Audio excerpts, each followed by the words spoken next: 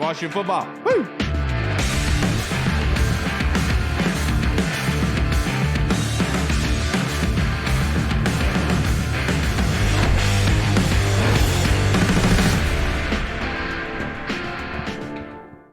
Hello, everybody, and welcome to the Burgundy Zone. I am your host, Kyle, and I am joined by my co-host, Michael Reed. Hall will be joining us here momentarily, but the Burgundy Zone is a part of the Frederick Podcast Network. You can find out more by going to www.listenfrederick.com. And now we are joined by the funniest man covering the Commanders, Mr. Michael Phillips of the Richmond Times Dispatch. How are you doing on this hot Monday evening, Michael? Doing great, ready for some mini camp. Here we got storms rolling through tomorrow, so hopefully we're not in the bubble. I always prefer when we're outside. Yeah, and speaking of storms, I thought that transition was perfect. Can you give us the latest updates on the new stadium or lack thereof? I think the latest rumors are that possibly the 2027 deadline is non-existent anymore, and we're looking past that.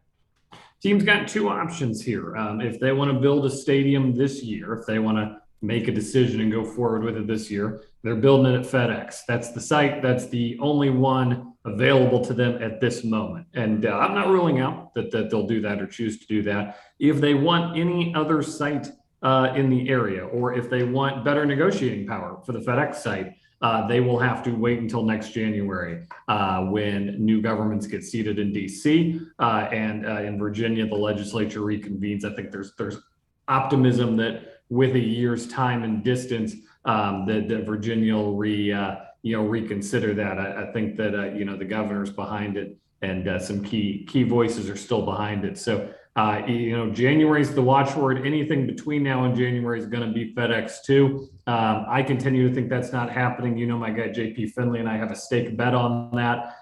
So if you see FedEx 2 between now and January, please know that I am out to steak dinner. I'm pulling for you in that one. All right, I want you to win that bet. Just include Sam Howell in that with you. There you go.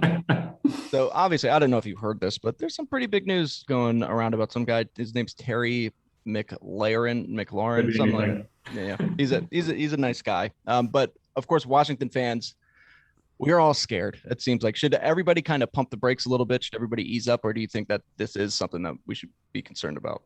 I'm not bumping the brakes. No, I mean, I continue to blame the team for allowing it to get to this point. I think their slow playing of this, their inaction on this, I think has been read, as indifference. I don't know if that's true or not, but Terry's not showing, and I think you're losing money by the day too. I know the market's mostly settled down, but if you had done this deal in January, it's a cheaper deal than you're going to do it for when you do it now. I have a hard time seeing where the team's coming from here. They are not gaining financially from waiting. They are not gaining in goodwill with Terry. The only scenario where this makes any sense is a scenario where they want to franchise tag him for 2 years and then cut him loose. And I will give you the red hot take here. I think that's a bad idea. I totally agree with you, Michael. But my whole thing is, Christian Kirk elevated the floor of the market, right? Because agents look at their numbers compared to other players at the position to base what they should be paid, what a fair market worth is. My whole thing is, Michael, doesn't it make sense for the team to be waiting because Christian Kirk elevated the floor, that they're waiting for the Cooper Kupp deal, the Deebo Samuel, DK Metcalf, and A.J. Brown? They're waiting for those to kind of bring down the ceiling because the floor was raised?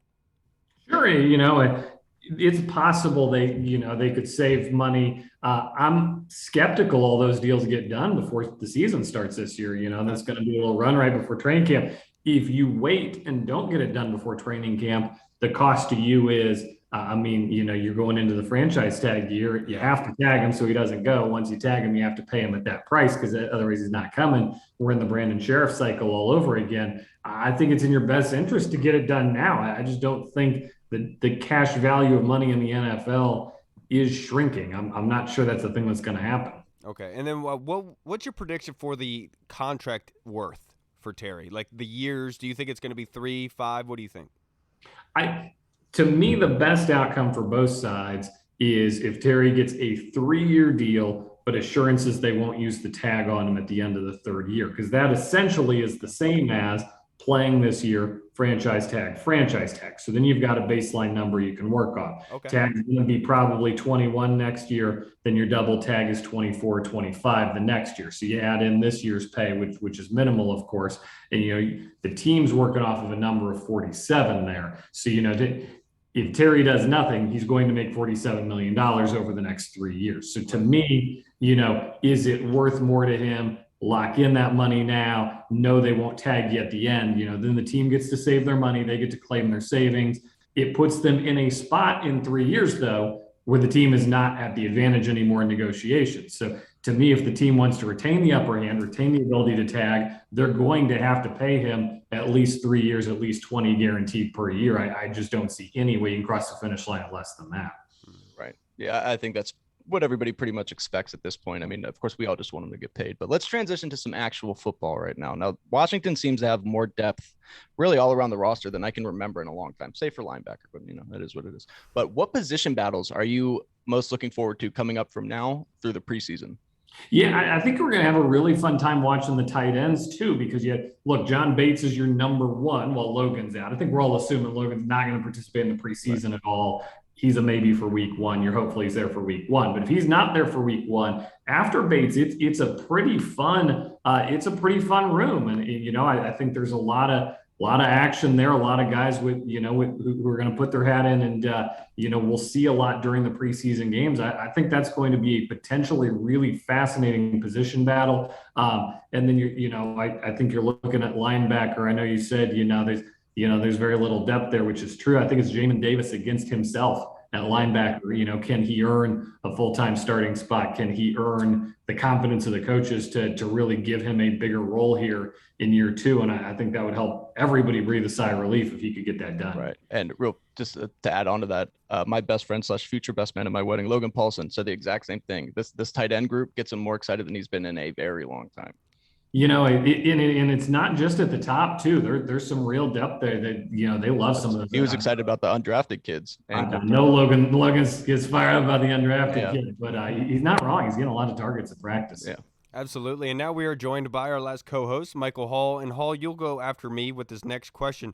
But Michael, last week Ron Rivera said that Antonio Gibson and Curtis Samuel both sat out of OTAs. Precautionary. They maybe had a twinge in the hamstring for AG, and they just want to make sure they're safe. How concerned are you about those two guys coming off of injury? I'm a full 0 on Gibson, because I also think it's a good strategy to give Robinson, some touches here and some time with the ones. Your AG doesn't need that. He'll be fine when he gets rolling. So I think that's a good thing. Now, he's an NFL running back. You're always concerned about his health. You're always one play away from a bad outcome there.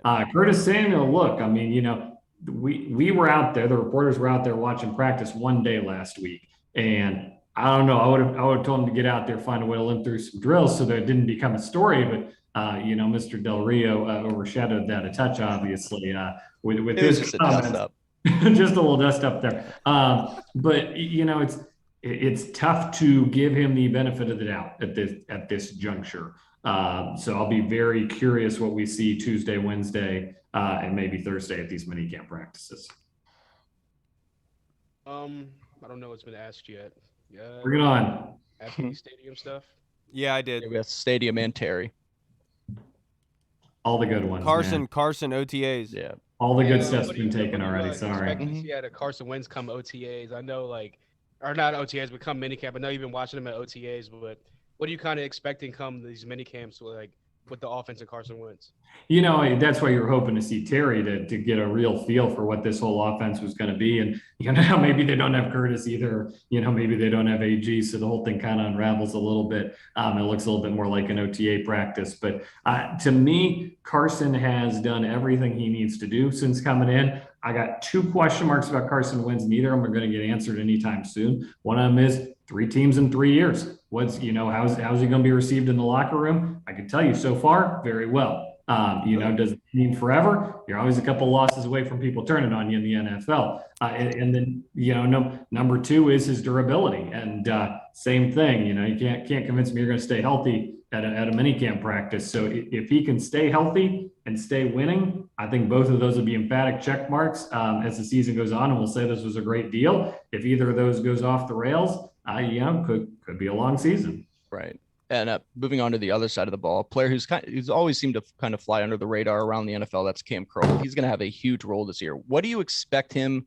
What kind of role do you expect him to play? And do you think he's ready to take that next step to kind of become a I think he's benefited from the guys who've been around him. I forget who it was, so I'll apologize to him. I saw somebody make the point the other day, like you need to get a veteran into that defensive end room to work with Chase and Montez, and I agreed with that. I think that's a smart take. You look at what Cam Curl's had around him. Landon Collins was a great mentor. I know there was a lot of stress there, but he really was. Bobby McCain, another great lead by example, guy he can know. And he can lean on Kendall Fuller too, and to a lesser extent, William Jackson, as guys who've been there and done that in the NFL. He's got a great room around him, but he comes to play when it's time. He's a lot of fun to watch play. I'm really excited for him to take the next step. The guy I'm looking at in the secondary is St. Juste, obviously, Benjamin St. Juste. You're looking at him probably being, a 60 to 70% guy in terms of time on the field. That's a big leap forward for him.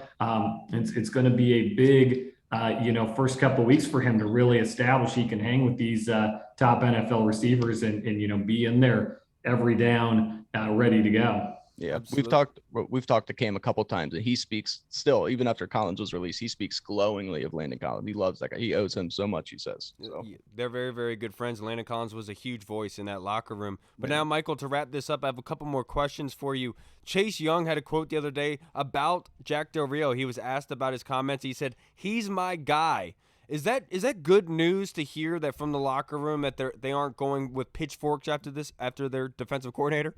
If anybody cares, I haven't heard it yet. And that's not to say that nobody cares, but I don't get the sense this is going to be a distraction in the locker room itself. I think the only distraction this season is going to be if they start like they did last year. I don't think Jack Del Rio makes it out of week 8, and I don't think that has anything to do with his comments last week. I think he knows the heat's under him, that he needs to produce and produce quickly this year. Easy schedule out of the gate, bringing these guys back for another year. If they start winning, life's good, and if they don't start winning, he's going to be gone. He's going to be the scapegoat in a hurry for this thing, and it's going to have nothing to do with his comments the other week. Yes, and then mandatory minicamp starts tomorrow, obviously, in the OTAs of the past couple weeks. Of the rookie class, who stood out to you the most?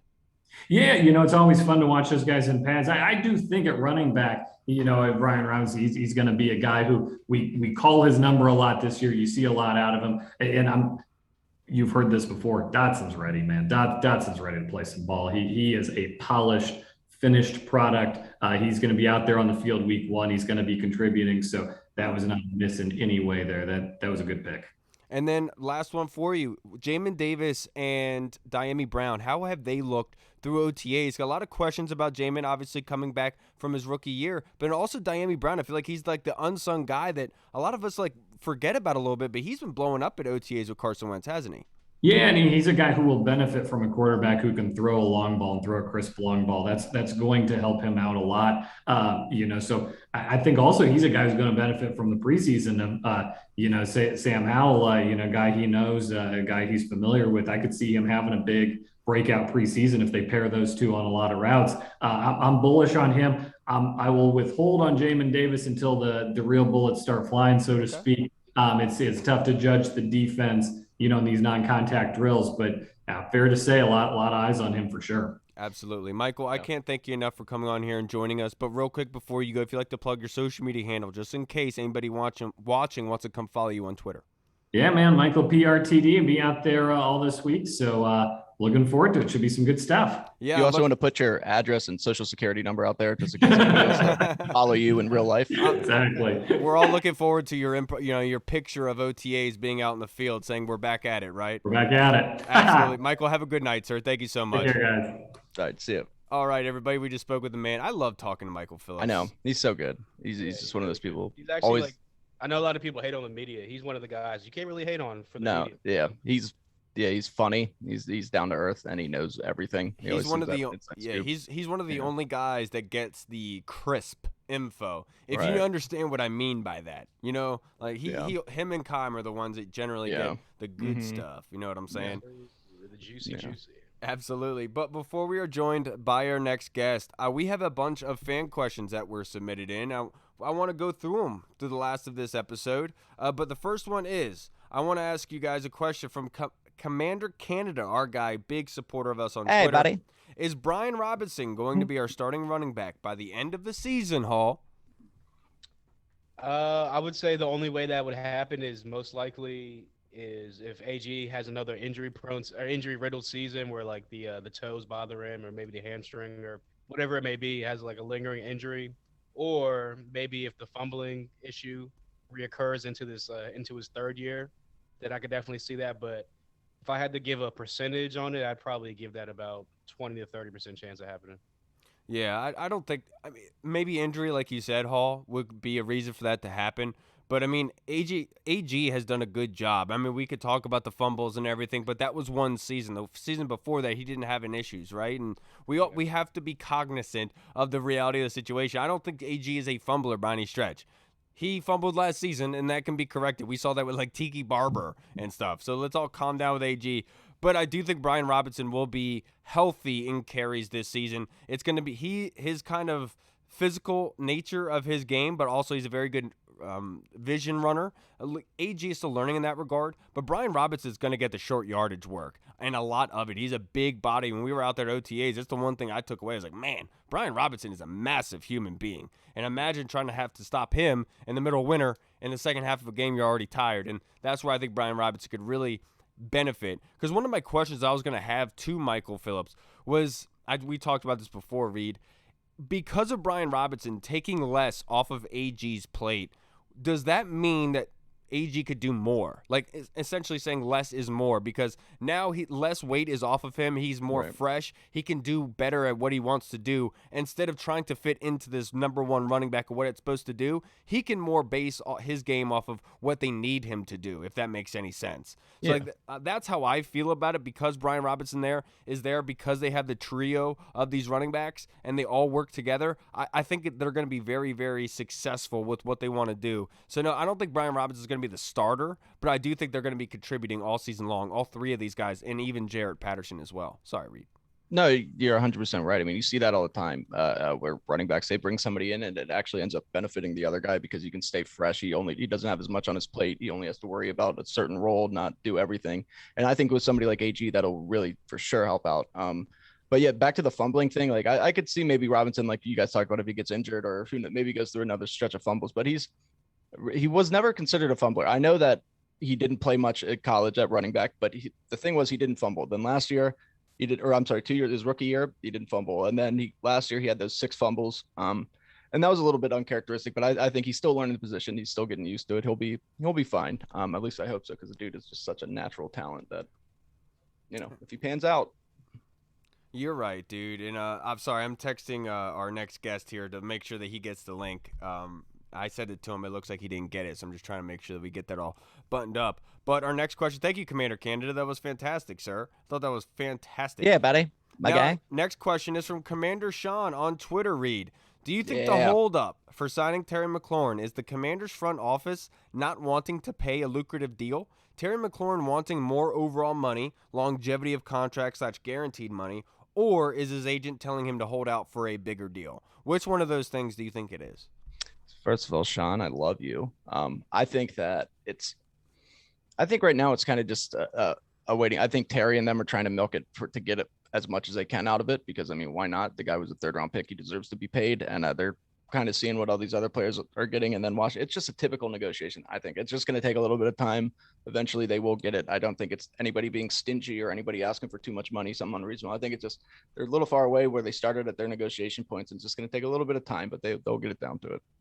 Yeah, I'm not sure if it's going to be based on like any greed or ineptitude to be able to pay. I think essentially it is their camp wanting more money and the Commander saying, okay, I understand you want more money. We'd love to be able to give you that more money, but we want to give you the money based on what the market dictates. And that's why I've been steadfast in saying that Debo and DK are going to directly correlate, because Christian Kirk blew the deal out of the water, because now Terry's camp could say, look how much Christian Kirk is getting paid, and look at Terry's numbers. Terry should be elevated tenfold. Well, the Cooper Kupp deal, the Debo deal, the DK deal are going to limit that ceiling of what they can ask for. And so that's why I feel like those contracts breaking down is going to make it easier for Washington to be able to offer a fair market deal, whereas Terry's can't just sit here and say, we want $28 million. We want $28 million. It's not realistic based on the market, but Christian Kirk kind of screwed it, is how I look at it. That's what the Jacksonville Jaguars do, man. They mess everything up. Right. The way I look at it is kind of like you guys are pretty much putting it. Like, this is just a negotiation period right now. Like I said on Twitter, like, first of all, the whole Landon Collins thing, even I know everyone hates on JP Finley, but JP said this months ago. He was like, the Landon Collins money, like, yeah, it looks good, and like that's a good theory and all, and it sounds great to the public, but the Landon Collins money really has nothing to do with the Terry extension, because the Terry extension hits next year.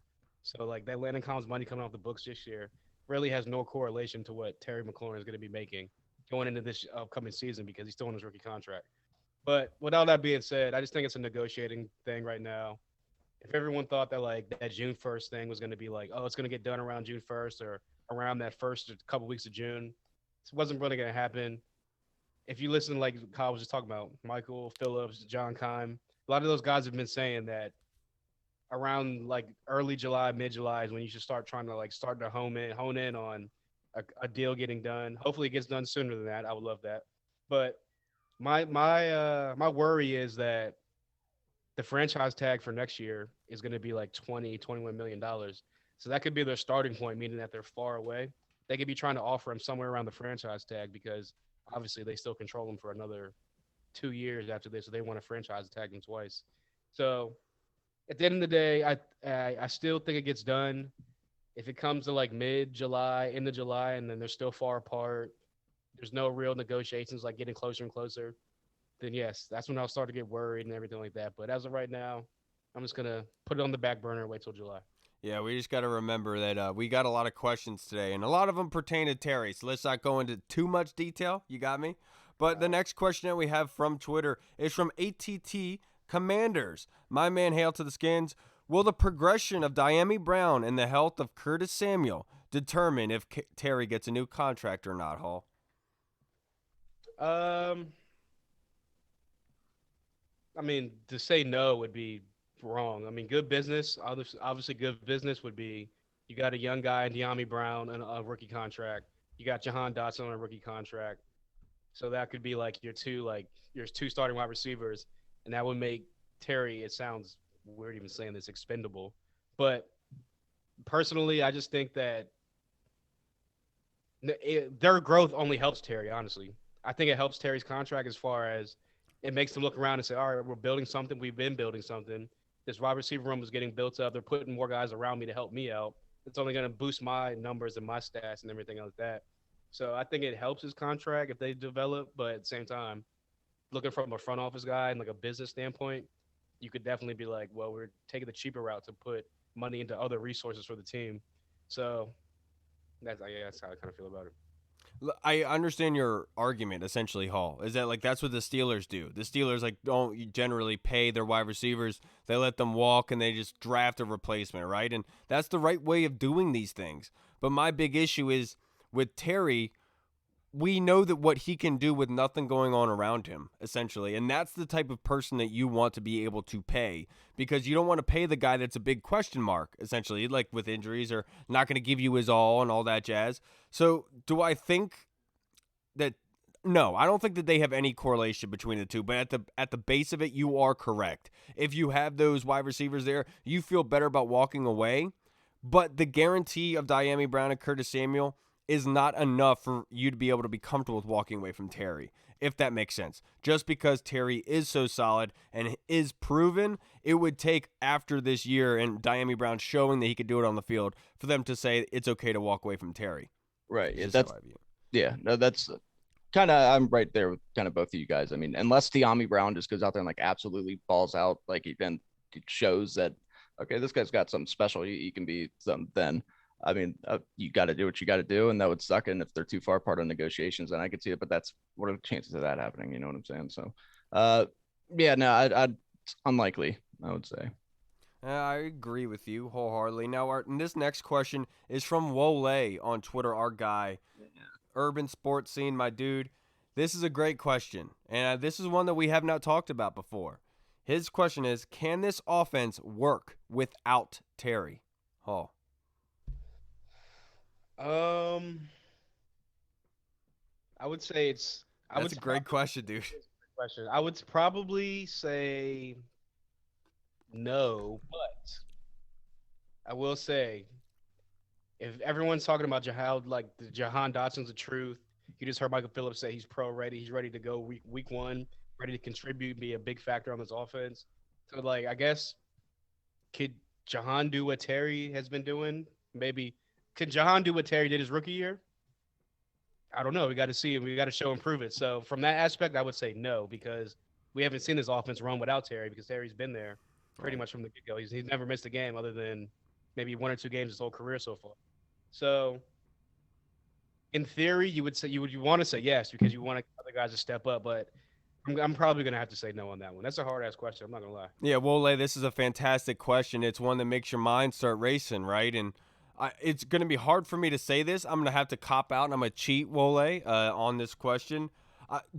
It's hard for me to say yes because we haven't seen this offense go without Terry, right? Because, like you said, he's dependable, he's consistent, he's always available. Even after he gets a concussion last year, he's back the next following week, ready to go. The guy is a gamer, absolutely. But the argument could be made for the other side. When Washington went on that 4-game stretch last season, Terry was not putting up big numbers. They were running the ball really well. They were running the ball consistently, and they was able to turn over into points. I can understand the other side of the argument. But the fact is that defenses are not scared of anybody on this offense, no disrespect to anybody on our offense, besides Terry McLaurin. And that's going to make defensive coordinators really home in on him, and that opens up everything else for everyone else. So, yes, I understand what your point is, but no, because it would make the offense more, I'm not going to say one-dimensional, easier to pick apart, if that makes sense. Right. And I mean, the good thing I will say is we do have a plethora of wide receivers that they all bring their own unique skill sets, and they all are also kind of similar in the fact that they all have speed. But like they if those speed, that's not good. Yeah, but no, they're all addicted to speed, I should say. Okay.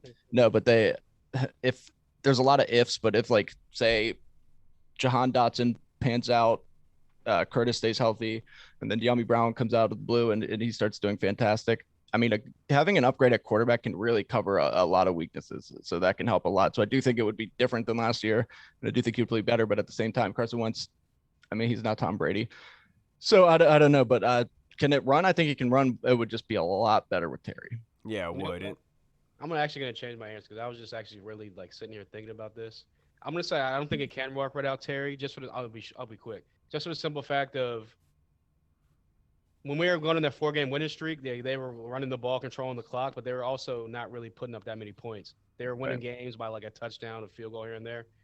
In a 17-game season, you're not going to be able to win. You're not going to be able to play ball control 17 games in a row and squeak out little 3, 4, 5, 6, 7-point wins. So I would say no. In a passing league going forward and how the NFL is built now, unless you have a dominant wide receiver on the outside, unless you're the Ravens, you're not going to be able to make it work. Not in 2022. Bravo to you, Hall. You absolutely convinced yourself otherwise. I loved that. That's a great way. That's why we do things here on the Burgundy Zone. But now we are joined by our guest, Mr. Corey Sanchez, host of On the Warpath. Thank you for joining us, sir. How you doing?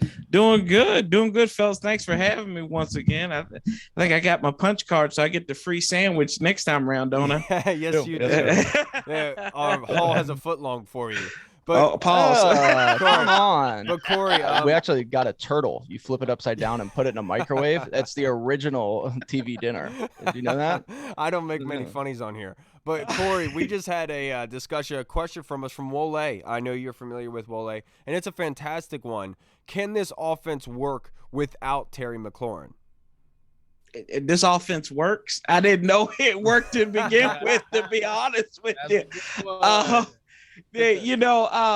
No, I don't think it's been a functional offense, but I don't think it can't work without Terry McLaurin because you've got too many missing pieces, too many unfamiliar pieces. You know, Paul Richardson Curtis Samuel's still coming back from injury. We love you, Curtis. Jahan Dotson is just learning the NFL game. Everybody, the people's champion, Cam Sims, unless we're losing by 20 points, he's not going to be elite.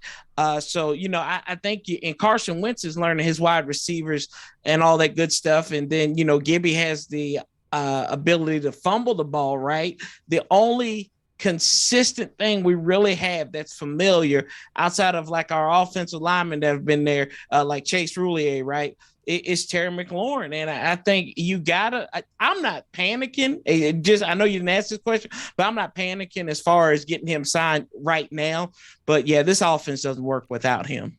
Absolutely. I totally agree with you. Now, Corey, I'm going to stick with you. This next question is from the Colonel. And this one is, why is Dan Snyder putting us through this? Washington has an incredible, loyal fan base. I have watched it erode the past 3 decades since our last Super Bowl victory. Clearly, he cannot duplicate that. A shambles of a franchise. Why not sell, Dan? Please.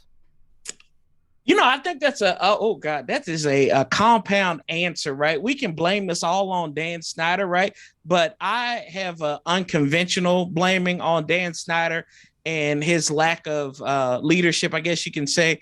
I blame Old Man Cook for a lot of this because people talk about the team not being in D.C. and they seem to fault Dan Snyder for that. That was Old Man Cook who did that. Old Man Cook was also going to leave his was going to lead the team to his kids, and then the woman that he was married to, who he had a daughter by, that kind of complicated a lot of things. So I think there's a lot to blame on the great Jack Kent Cooke in that situation too. But he might not have had all his fallacies at the point. So it's whoever was working with Jack Kent Cooke or working on behalf of Jack Kent Cooke. I give them the blame. Now Dan Snyder, we have seen.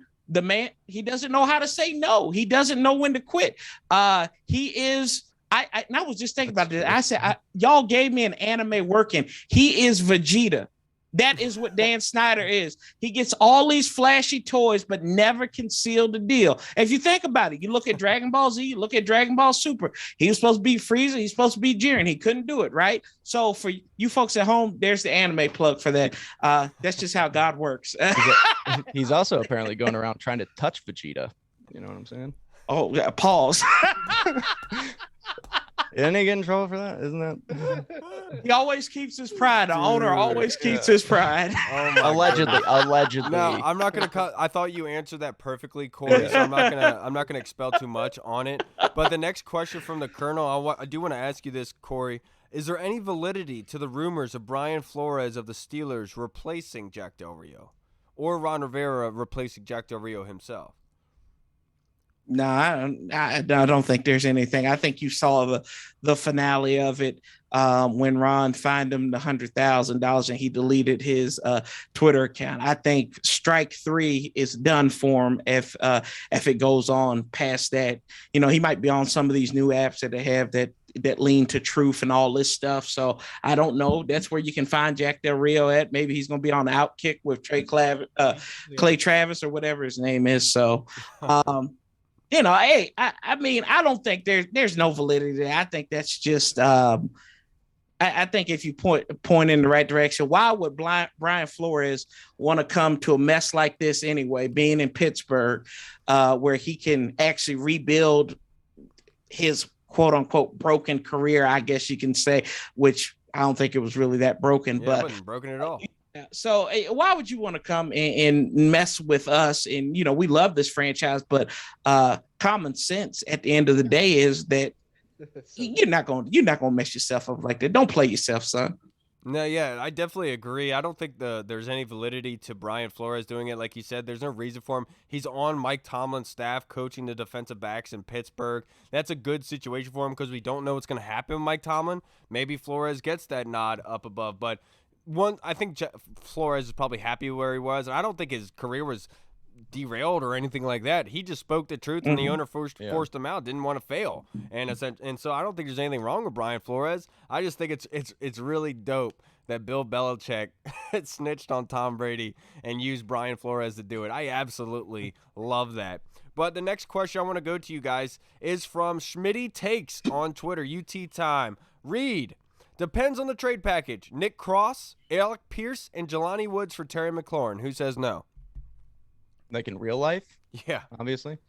I mean, I'll say no. Look, I like all those guys. I really like Nick Cross and Jelani Woods coming out. I was even an Alec Pierce fan. Apparently, Alec Pierce has looked very good so far during Colts camp. I know it's still early, but I will, unfortunately, I will say no. I obviously would understand if somebody would say yes. I mean, those are some pretty important positions and some pretty decent players, but I think Terry's is too valuable, and a high level wide receiver over mid-round picks, you know? Yeah, I'm sorry. That wasn't a question for the show. He was responding to my retweet from Darius Butler, who went on Pat McAfee's show and tried recruiting Terry McLaurin back to Indianapolis. Apparently that's where he's from, I guess, or something like that. And he called him Carl Wentz, which is just absolutely hysterical. But, Corey, this next question is right up your alley from HTTC Commanders. Can the return of the band finally put an end to the dance team?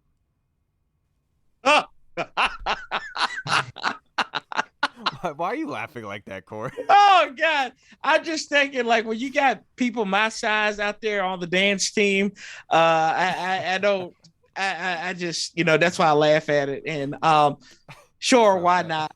But people still gonna complain about it, like this isn't the band from 2019 from previous years and all this stuff. They're not playing the right song. I'm waiting. I've got August 13th marked on my calendar, and I've got everybody. I got all of y'all on notification. So when this song gets debuted, and I was like, geez, this is going to be this is going to be fun. But no, I don't know. I think they're going to try to do both of them at the end of the day. Hopefully, in the words of Cletus Clump, I wish to put this old bird out of its misery, right? And Cletus, don't you dare say that about Mama, right? So don't you dare say that about the dance team. So I'm not gonna lie to you, HTTC. I do not care. And I felt the same way about the cheerleaders. I no disrespect to them, those are the people's jobs. They care about this. They're invested in it. I just don't I don't go to FedEx Field to see the cheerleaders, to see the band, and it's cool to have that stuff. I do not care if they're there or they're not. I wouldn't be able to tell you the difference if they weren't. You know what I mean? So for me personally, I don't think it's the end of the dance team. I think this could be a relationship between the two where they work together, like a go-go kind of aspect to it, where the band could be playing the go-go music and their dance team is on the field. So I don't think the new band is an end to the dance team. I think the dance team is a great idea, and I think it's a lot better than cheerleaders, to be perfectly honest with you. What do you think, Hall? I've been a fan of this team for 50 years, and this is not the band that I remember, and this is disrespectful to the Redskins. How many calls are you going to get on that on the radio and people's all over Twitter? I was born a fan. All right. I've been watching this team since 1955. I just got over the name change. Yeah, I'm kind of with Kyle. I don't really care either way. I hope both of them stick there just because it's more job opportunities for more people. You get to join in the experience of a Washington Commanders game. But I'm with Kyle. I go to the field. I go to watch the game and throw back some beers. I don't really care about all the other stuff going on around me as far as cheerleaders, the band, the dance team. I just want to watch good football on the field and drink some beer. So that's kind of where I'm at with it. Right. If I go see a high school football game, I'm not looking at the cheerleaders, dude. I'm watching the game. I do not care about what's going on that sideline. What about you, Reed? Well, I mean, I would hope you wouldn't go to. I know. Well, I mean, even going back to my days in high school, you stop being weird. Okay. No. See, I'm the exact. See, when I heard the chuckles, I knew something was wrong. I was like, what did I say?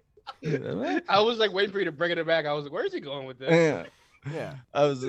I'm the exact opposite of you guys. I go for the dance team. I go there so I can watch that. So it looks easy. I feel like I could probably do it. No, I don't care. Yeah, like you guys said, as long as there's employment and as long as people are having fun supporting their team, it's all good. I'm interested to see where it goes. Absolutely. Now, this next question, Corey, is from our guy Ken Johansson.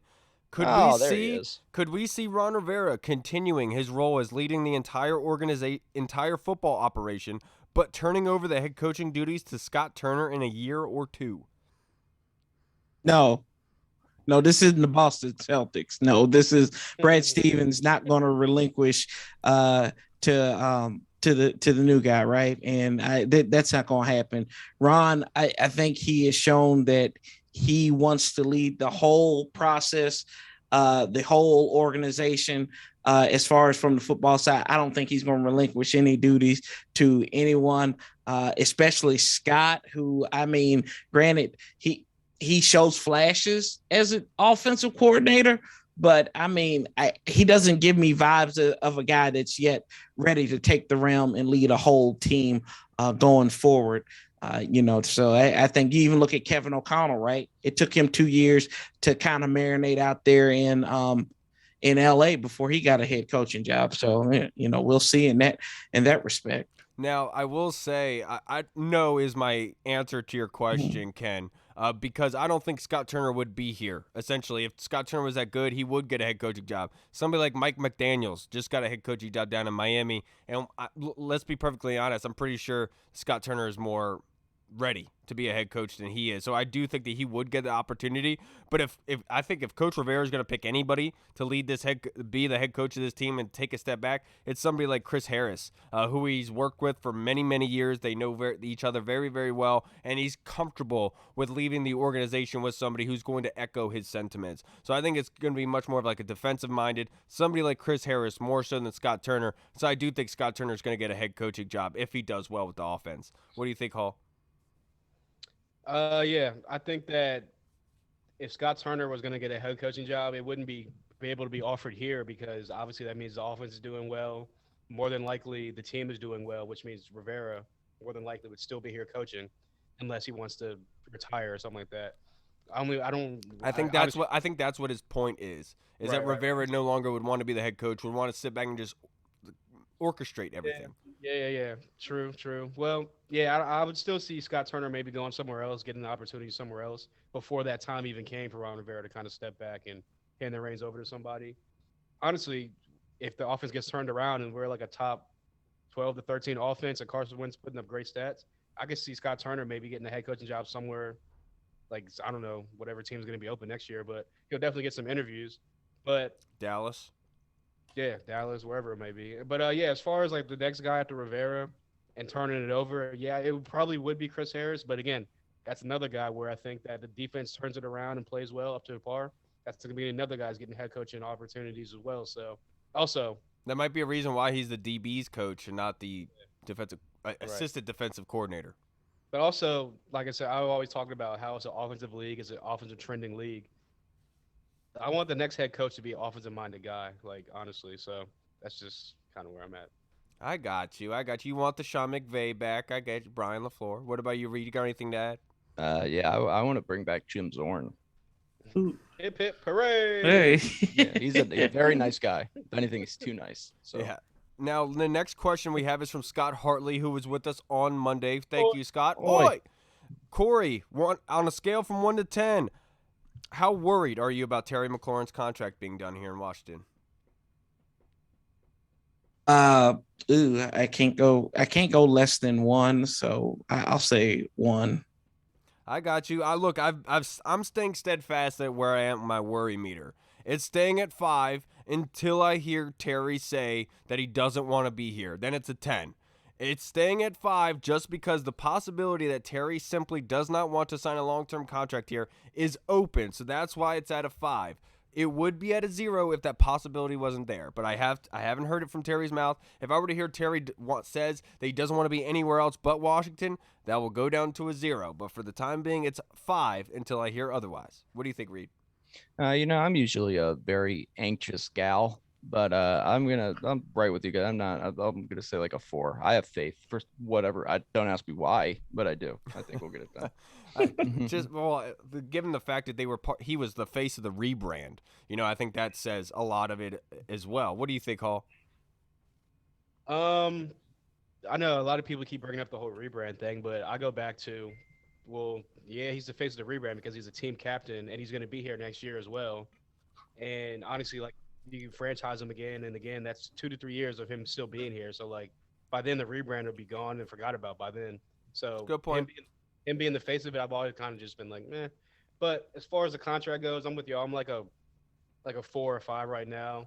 Like I said earlier, once it gets to like mid-July, end of July, and things are still as they are right now, no offer's been put out there, or like you said, Kyle, he comes out, some report comes out from someone in his camp saying that he wants to test the market and look at other options, other teams, then it'll jump up. But right now it's June. Oh, he froze. I There agree it with is. I agree with Hall. I'm not going to worry until August 1st. If August 1st comes around, they're still far apart in negotiations, then I'm going to start panicking. But the next question, Reed, this is from Scott Hartley again. I saw recent media posts rating Ron as the 15th best coach in the league. Do you think this is correct? And can you rate the NFC East in your top 5 in the NFL? I mean, yeah, it's I understand it in a way because like Ron, I mean, he's done decent. He's done pretty well with us. I mean, winning 7 games back-to-back years, winning a division. But at the same time, I mean, I think people expect more. But Ron is also, I mean, one of the only right now one of the only 2-time NFL Coach of the Year in the NFL right now. I think he should get a little bit more respect. But it is what it is. So he just has to win. If he wins more, if we have a winning record or win a division, then yeah, that's going to go shoot up. Watch. But right now it's a little tough. And I'll think on the NFC head coaching order. Yeah, I really don't. The coaching ranks, like, it's so hard to be able to do that. For the longest time, people would say Bill Belichick was number 1 because of him and Tom Brady, and it's the chicken or the egg argument, you know? And that's why I always said I don't believe that Bill Belichick is the best coach of all time, and why I don't believe that Tom Brady was the best quarterback of all time, because it was a chicken or the egg argument. Was it Bill making Tom good, or was it Tom making Bill good? And it wasn't until Tom left and showed that obviously he was the difference maker because he won the Super Bowl with him. That being said, Joe Gibbs is the greatest coach of all time. I think that we can easily say that. But I don't know, man. I really don't know. I would say probably 15th is about right. Upper tier of the bottom half of the NFL. I know some NFL reports have said that the GM and the front office here in Washington is like bottom of the league and everything. I don't believe that. Ron Rivera fighting through cancer, getting this team into the playoffs. I know it was a bad year divisionally, but they had a lot of crap going on, and they could have easily been distracted and played terribly, but they've continued to progress. Everything got derailed last season. They're trying to stay focused with everything falling apart again this offseason with the stadium and everything. I think that's right around par, but I would say in the NFC East, I would say Ron Rivera is probably number 1. I think that it's easy to be able to say that. And then 2, probably Nick Sirianni. 3, I'll say not Joe Judge. What's the new Brian guy? Brian Dable. Brian Dable in New York, and then Mike McCarthy's 4th. Ooh, McCarthy, the only Super Bowl winner for us. I mean, I think so too in terms of coaching ability. Man, he did not win. I know. That. I know. I'm just saying. He was getting massaged. Hey. Yeah, I mean, like you Cleveland said, Steamer. As far as the coaching ranks go, I guess like 15 sounds about right. I always just kind of like attested those rankings, so like which coaches are winning games, which coaches are making the playoffs and stuff. So obviously you're gonna have the Andy Reid's, the Sean McVays, guys like that towards the top because they win games, they win Super Bowls, they get into the playoffs all the time. So as far as coaching rankings go, I mean, I don't know how every coach is throughout the whole 32 NFL teams. You know, like every coach is different, has different types of views on football. So yeah, 15 I guess sounds about right if I'm just thinking on top of my head. But as far as NFC East goes, I'd probably put Rivera first, just because. I mean, it's easy. I mean, What, you're gonna put Nick Sirianni over him? Hey, that man was a first-year head coach, and he did all right with the Eagles. A lot of people were goofing on the dude and talking about, oh, look at his press conference. Look at him. He's like a goofy dude, blah, blah, blah. I think he coached that team up. He found an identity for the team. Stars, guys started rallying around and playing for him. So I can't even really hate on him. I hated on him in the beginning. I can't really hate on him now. And even though you can't put him there now, I mean, Daboll has the most potential. I'd say. I think that a lot of people are very high on Daboll with what he's been doing. I agree with you. Mike McCarthy, I would put him fourth. I know he has a Super Bowl, but like, let's be honest, like the Dallas Cowboys are a little overrated teams in the NFL, and they've underachieved, and that's mostly been due to him. So I got to put him fourth. Or I'd probably third. Daboll hasn't been a coach yet, so I'll put him fourth. I have more confidence in Daboll than I do McCarthy. What do you think, Corey? Oh God, I gotta give it to Mike McCarthy. I hate to say that. At number one, dude, I have to. The Super Bowl, the multiple trips to the NFC to the conference championship game. It could be a chicken with the egg conversation again, but at the end of the day, that's on his resume. Ron's got that 115-1 season. And, people will try to take that away from him and say he's an under 500 coach. After that, I don't subscribe to that. But I'll give him 2. And I think McCarthy leads the all-time series between the two just because by virtue of the sweep this past year. So I got to give it to Mike as one. Ron is definitely two. Having Nick Sirianni, who I think backed into a playoff spot. Remember the COVID football team went up there and spotted a 10-point lead with Gilbert Grape up there, and we found out what was eating us then. And then Brian Daboll, the fact that y'all know where Brian Daboll was like 3 or 4 years ago. Like his story is so like weird, and I think that could be another chicken and egg thing with Josh Allen. I think Josh Allen is just that doggone talented. Right. Once he learned how to play the game of football at the NFL level. So I'm not willing to give the Giants, who have had like as many coaches in the last 5 years as probably we have fingers and toes combined. So yeah, I got to put him at fourth just by virtue of it right now, and then Sirianni's 3. And then putting Ron at 15, I have no problem with that. That just gives you something that you got to go out there and prove, because I think ranking coaches is nothing but popularity. Because Sean McVay was ranked in like the top 10. They went through 3 consecutive 7 and 9 seasons from like 13 to 16, and nobody really said anything. But he's like, he's one of the greatest coaches, yada, yada, yada. I'm like, and you going through 7, you going through 3 consecutive losing seasons. You don't like edge out of the top 10. Come on now, family. That don't make sense to me. But yeah, I think that's just a popularity ranking at the end of the day, because they got to fill time and people got to get paid somehow. It's the summer of list stuff. Hey, Sean McVay's marketable. Your argument about Sean Payton. Sorry. Oh, okay. I got you. Payton. I will say your argument about Mike McCarthy was a great one. Just want to put that out because I was talking crap about it. But Corey, let's stick it with you. This is from Commander OC92 Orange Crush on Twitter. How are the Rams able to re-sign Aaron Donald and Cooper Kupp, but we can't re-sign Terry? What are some differences between each of the players' circumstances regarding their contracts? I was kind of listening to this the other day on Russell and Medhurst, right? They kind of talked about how they're putting their eggs in a basket up front, right? And they're trying to win now, push it forward.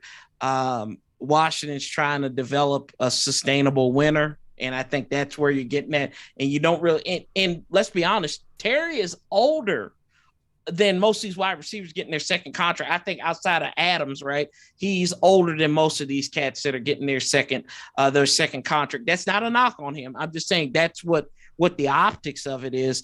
And, I think that's why they want, and plus they're just doing business differently too. Right. And for the Rams' success, y'all don't forget it. They may have traded away first round picks, but they are hitting on day 2 and day 3 picks because their offensive line was pretty outside of Whitworth was built through the draft. Their running backs, most of their running backs that not named Sony Michel were drafted by the Rams. Their linebackers were drafted. You might not know who they are, but they do just as well. And then it's like putting salt on, it's like putting salt and pepper on a well done steak, right? I don't know what center would do something like what psychopath would do that, but that's what you'd have to do. It's the seasoning.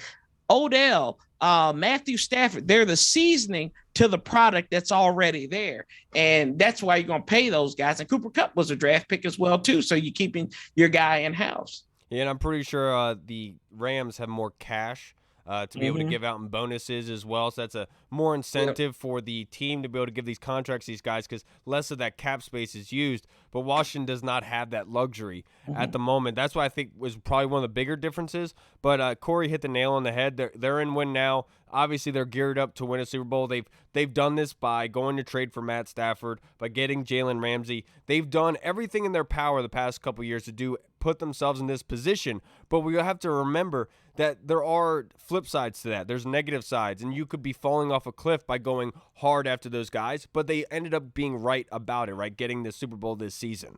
So there is a reason why they're in this position, because they're willing to give up that money and they're in win now mode, and players are abiding to that. They want to come buy into that, and that's why they take less money to be a part of that situation. We don't have that same circumstances here until we start winning consistently. And I feel like that's one of the bigger differences. But I wanted to say real quick, Sergio Martin in our Discord chat server sent in this tweet, and that says there are sources close to the Commanders who believe that the Washington wants to avoid giving Terry McLaurin the premium money equivalent to the big contracts that some wide receivers have signed this offseason. According to Matt Lombardo, he adds that they could transfer him. What's it called? Come on, translate it. Where's the translation? I can't see it. Basically saying that Jahan Dotson is one of the reasons that they're shying away from, they trying to trade Terry McLaurin. I love you, Sergio. I do not believe that for a second. Why would they be trading Terry now? Think about what the national media has been like. They've been trying to bring up this idea that we're going to trade Terry for months. They just keep pushing it because they want it to be true, but like nothing ever comes out about that because it's not true. But every sports show, they're like, well, and don't forget about Washington and Terry McLaurin. It's just as likely as Deebo Samuel. It's like he's not showing up and demanding a trade like Deebo was. So like, why are you guys even saying that right now? Right. It's just stupid. They always try that. All right, let's keep it in our Discord chat server. This next question, this is from our guy, Jeff Miles. And Corey, his question is it officially time to worry about Terry? And I would say no, not until August 1st. I think that we all agree on that, right, Hall? Yeah, I can't really hear you now. It's okay. Now, this next question, how do you rank Tony Shivers, how do you rank the NFC East head coaches? I think what is going on is everyone asking the same, how do you guys talk to each other? How do you guys know this? It's like we're in the upside down. They're all controlled by the same thing. Right. Now, this next question is Tony franchise. Now that DeAndre Carter is gone, who are your candidates for returner, Corey? Oh, man. I think Dax Milne probably would be on top right there as a punt return. He was, I remember the first day of training camp that when they opened up last year, he was catching on the gun and everything. So he could be one. Jahan Dotson maybe could be another guy as well. I don't really see anybody in the running back room that probably would be able to do that. So, I think it's going to be mostly offense play. If Danny Johnson is somehow he sneaks on the way, it's always Danny Johnson some way sneaks his butt onto this roster. He could definitely be a guy that could be a candidate for a returner, to replace just because of his sure hands there. So just because, I know some people who just want somebody to fair catch half the time. I know colleges, high-level colleges, they're like, we don't return, we just fair catch it, and we'll just send the guys out there. So if that's what they want to do, go ahead. But yeah, I think those guys, I think Dax Milne, he probably could be in line to do their Jahan Dotson. And don't forget, there's also Alec Erickson. Erickson, who they just signed. Willie, I don't know, but it's kind of similar to that situation where you're not really talking about him right now, but I could see him grabbing hold of something. Yeah, another guy's Jarrett Patterson, kind of that stout body. He did good as a kick returner, right? He did great. I don't know about punt returner. I think that Corey is right about Dax Milne or Alex Erickson. Those make a whole lot of sense. I know I would love to have Jahan Dotson back there fielding punts because I think that his speed and his vision is incredible. I think that he would do really well there. I'm just concerned about leaving him out there for injury. But the one reason why I would be open to leaving Jahan out there is because of Curtis Samuel, because of Diami Brown, Cam Sims. There's a lot of wide receivers, and giving Jahan Dotson more snaps, more ability to make a name for himself, and because that's what Deshaun Jackson did early on in his career until he blossomed, and maybe Jahan Dotson, who has been compared to D-Jax, could do that. I'm just concerned about injury and all that, but I would not mind it. What about you, Hall? Yeah, I'd probably go with Erickson or maybe Jarrett Patterson because, like where you said, he was returning kicks last year at one point. I know at one point last year he was also working with Brian Mitchell on like the punt return type thing. So maybe B. Mitch gets back in the lab with him, works with him with that. But I wouldn't really mind Jahan Dotson back there because I know he did that at Penn State a little bit, and he had some returns for touchdowns doing that. But like you said, I think Washington sees how special and like how talented it is and like how he has a really, really high ceiling. So I definitely think they're going to try to limit him as far as special teams go and just try to strictly keep him on the offensive side of the ball and like be out there making plays opposite Terry. But yeah, I wouldn't mind Dotson back there. But yeah, you guys named like all the usual suspects. Absolutely. Now this next question is from Andy Lockhart, Scouse Andy in the Discord chat server, Corey. If we do fire Jack Del Rio, who would you want as a coordinator? He says he'd personally want Brian Flores, but we've already kind of talked about it. That'd be hard to bring Brian Flores over here. So let's just spitball. Is there any coordinators out there? Let's just say, hypothetically speaking, if Jack Del Rio stepped down or was forced out, who would you want to replace him with? I mean, in-house, you're probably going to have to go with probably Chris Harris, right? Or that'll be it. Or Sam Mills third. You maybe him because he's been around Ron all that time as a coach. Richard Rodgers could be another guy because they were college teammates. Don't forget that. Him and Ron were at Cal, so you got that trust there. And I think if Jack's fired, I think Brett Vesselmeyer's gone too. So you probably have two guys that would be fired there. I guess on the outside, I mean, it's really nobody who I can really think of that's like a free. Maybe Jeff Fisher comes in there, right? We need somebody to replace him. Jeff Fisher was talking about Ron this week. Let's go on and get Jeff Fisher so they can get back together and recreate the 85 Bears. I think in-house, it'd only be in-house options at this point. Eric Washington, if Ron survives, that's another guy. He was a defensive line coach, and he was a defensive coordinator for him. I think it was Eric. He was a defensive line coach and a defensive coordinator for him in Carolina, too. So those might be a couple of guys. That might be a guy you may look for on the outside if Jack's not here after 2022.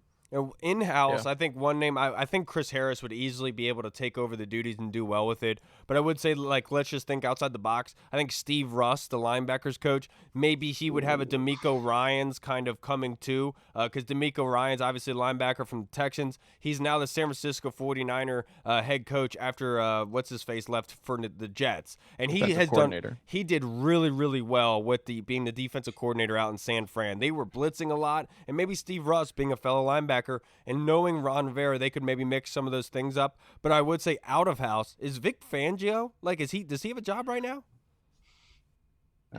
Vic Fangio. I don't know. Call up Vic Fangio. Say, let's go, brother. I feel like he got a job, didn't he? No, he's out there. He got fired. Oh, okay. Actually, you know what? He got fired by the Broncos. Yeah, he got fired by the. Oh no, you know what? No, I'm gonna have to Google it. It's worth maybe a maybe he's the Michigan defensive coordinator. Matter of fact. Oh, maybe you're right. Maybe I did see something like that just going by me. But Vic Fangio, if he's available, call it Vic. He's available. He's still available. Yeah. I thought he wasn't available. That's why I didn't say his name to be. I thought he wasn't. Yeah, another name that's out there. Maybe a guy like Wade Phillips, who obviously great defensive mind. Players seem to love playing for Wade Phillips, kind of like that Ron Rivera players coach type of vibe. He got that Rams defense up and running. Yeah, exactly. But like you guys, Monty Kiffin, maybe would be the obviously would be like the first name drawn out of the hat. But also, we're forgetting that Ron Rivera could just take over the defensive coordinator role. Yep. That's a lot on his plate, though. Yeah. He's running the team, the defense, and head coach. But I would be all for it. I mean, want something done, you gotta do it yourself sometimes. That's true. That's a good point, Hall. I say that way too many times every day. All right, everybody, that's going to wrap us up for this show. Thank you so much for tuning in. Corey, thank you for joining us this last leg of this episode, sir. You're the best, man. Hey, appreciate you, fellas. Thank you, guys. Of course, brother. I can't thank you enough. But before we get out of here, Corey, if you'd just like to plug your social media handle, but also your podcast info, because I know you're the $30,000 viewer guy. We all know you have a big following, Corey. You are the big man on campus here. Just like to plug your social media handle, just in case anybody watching wants to come follow you. See, I'm gonna come and find you next time we game. We going. You were supposed to be at OTAs. What happened? I was at OTAs. I was there with the season ticket holders, though. You're bougie. That was the bad group. You wanted to be with us. Oh, hey, it was fun though because I didn't have to deal with all the podcasters being up in there, and I could just do it like a lot of the other folks weren't like. They were just taking their own personal pictures. So I could share my experience, so that was fun. But I gotta get y'all's contact up there so I can be up there with the podcasters and everything. That's what I'm saying. Yeah, we're back. I actually was in the middle of a move, so that's why I haven't been on for about a month. So I've finally got everything set up. So this is the first venture I've done in my new studio. So I will be available on. Wow, I must have made Reed mad about that. I know. His boy must be peeing all over the house or something right now for him to leave like that. But you can catch me on the Warpath. Be back Wednesday. Social media, Sanchez 405 on Instagram, Twitter. Usually I have some smart alecky thing that I'll put out there about the team, and just y'all know how I am. I like to inform and I like to make folks laugh. So come on out, join us. We got a lot to talk about since the last episode with Scott Jackson. So y'all, it'll be fun. I can guarantee that much. So join me Wednesday evening. And I appreciate you guys for having me on as always, because we know who has the real hookup, the link up to everything. I know y'all getting paid behind the Jason, send me a check, man. Send me the same. They must be getting lost in the mail. Right. I was about to say, someone's taking them down to my mailbox or something. Right? Right. Corey, I can't thank you enough, man. This was so much fun. Everybody, thank you for joining in and tuning in with us. Please like and subscribe, comment your opinions on here, what you believe should go on with the Terry Mclaurin situation, his contract worth, and everything. We love to hear from you guys. We love to go back and forth. And honestly, I know that sometimes we don't think alike and everything, especially with the last episode and everything that went on. But we want to hear from you. I want to hear you out. I want to be able to have conversations. I don't want you just to not talk anymore. I want to be able to hear you out, because that's the best way to get ideas across and for real discussions to happen. We love you guys. I appreciate you guys for doing this. All right, everybody. I'm Kyle. I'm Hall. And we'll see you guys on Friday. Washington football. Woo! Hey, what's up, everybody? It's Kyle. I just wanted to say thank you so much for watching. And if you liked what you saw, make sure you hit the subscribe button and the notification bell. That way you get notified when anything new is uploaded to the channel. Also, we just launched theburgundyzone.com. You can go there and find all of our latest news, articles, and the latest episodes that are uploaded. Again, we also have the Discord chat server, where all of our VIP folks are in, like Andy Burrows, Scott Hartley, Sergio Martin is in there as well. Don't miss out on the Discord chat server. Go and check that out. Until next time, everybody, Washington football. Woo!